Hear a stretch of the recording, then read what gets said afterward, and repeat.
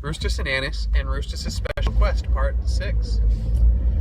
So Rustus was there in the sand dunes, which were now purple, surrounded by strawberry jellyfish all around him in the air, not in the water. And he had heard a strange voice saying, "What's going on there?" And he turned and looked, and he saw a man walking towards him. This was a human man who had dark skin and had long hair and had a bright smile on his face. And seeing that bright smile made Rustus feel better, even though he was in a scary situation. "Well, hello," said the man. "What's your name?" "My name?" said Rustus. I'm Rustus, the buffalo. What's going on here?" "That's what I said," said the man. "I think you just had a dream, didn't you?" "Yes," said Rustus. "Well, welcome to Sandman Frisco," said the man. "Sandman Frisco?" said Rustus. "Where is Sandman Frisco?" "Why, where you are now," said the man. "This is the land where dreams come true." "The land where dreams come true," said Rustus. "That sounds a little weird." "Well, yes," said the man. "But don't worry, I'm here to help you. Here in Sandman Frisco, you can face your bad dreams and conquer them, and you can experience your good dreams and learn from them." "Wow," said Rustus. "That sounds pretty intense." "Oh yeah, it can be. But again, don't worry. And remember, nothing here is real anyway. This is all just a dreamland." And he told Rustus that he should see a way to escape from the jellyfish, that he should find it. So Rustus thought, well, if this is a dreamland, maybe daydreams or things that I imagine will come true too. So he imagined 2 slices of bread and some peanut butter.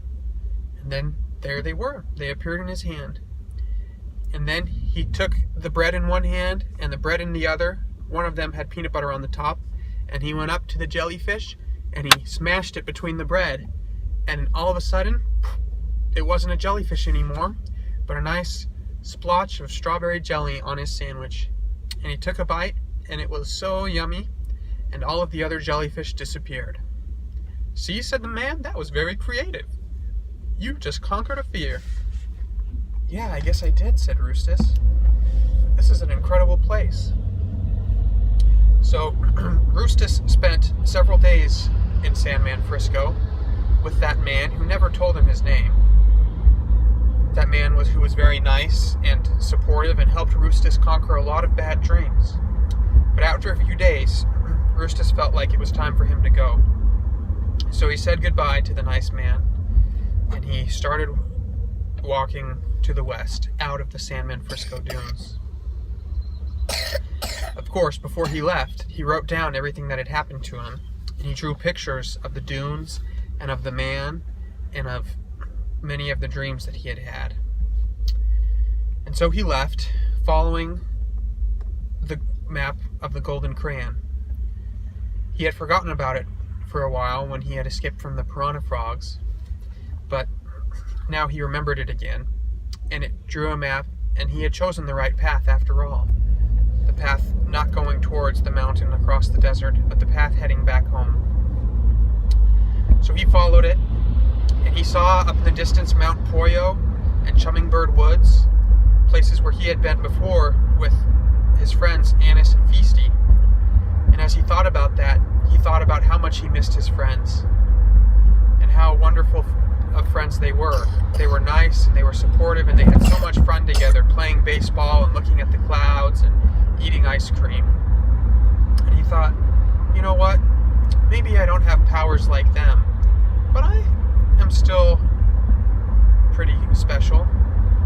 I learned from this journey that I'm pretty brave after all, and I'm good at making friends, and I like learning about things and writing them down so that other people can learn too. And he he thought about those things as he kept walking and following the map.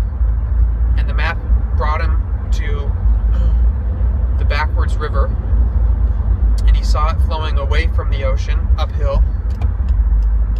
But he kept going until eventually he came to where the river ended, or started, in the upward falls.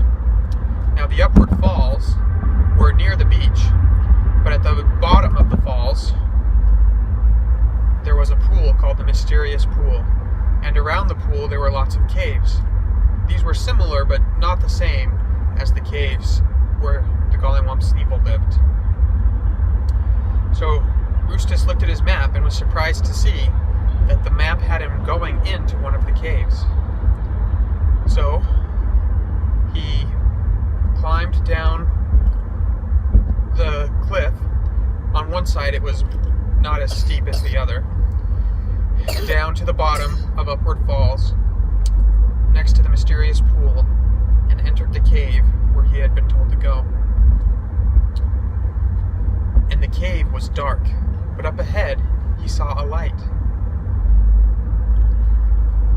And as he got closer and closer, he saw that the light was actually not a light, but an animal. It was an iguana. "Who goes there?" said the iguana. "What are you doing in my cave?" "In your cave?" said Rustus. I don't know why I'm here. I was just told to come." "Well, no one's been in my cave for about 100 years, said the iguana. 100 years, said Rustus. That's a long time. What are you, anyway? Me? Said the iguana. I am a glow-guana. Instead of changing colors, I can change how much light I emit. And I can swim in the water. I'm a sea iguana and a glow-guana. Wow, said Rustus, that's pretty cool. What do you do in this cave? Well, said the glow-guana, it's a secret that's been kept for 100 years. But if you were told to come here, I guess I better show you. So, Rustus followed the glow-guana deeper and deeper into the cave until they came into a big, huge opening in the cave. It was kind of like a room inside the cave, a really, really big room, big enough for trees to grow. And guess what? There were trees growing in this room. They looked like pine trees. But they only had one pine cone on each tree.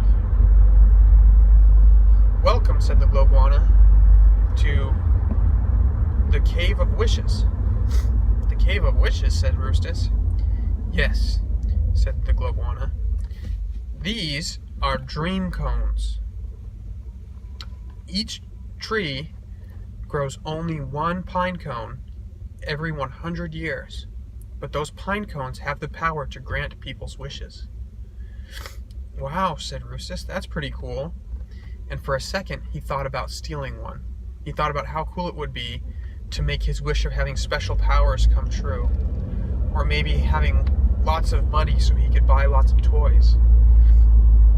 But then, he remembered his experience in Sandman Frisco and how he had learned that it's not always good for dreams to come true.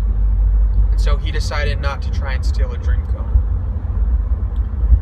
And he started walking away. Wait a minute, said the glow-guana. I'm impressed with you. Last time somebody came in here, they tried to steal one of my dream cones. But since you didn't, I'm going to reward you and give you one anyway. So the glow-guana gave him a dream cone, which Rustus put in his backpack, and he left the cave and headed out towards the beach. And that's the end of this part of the story.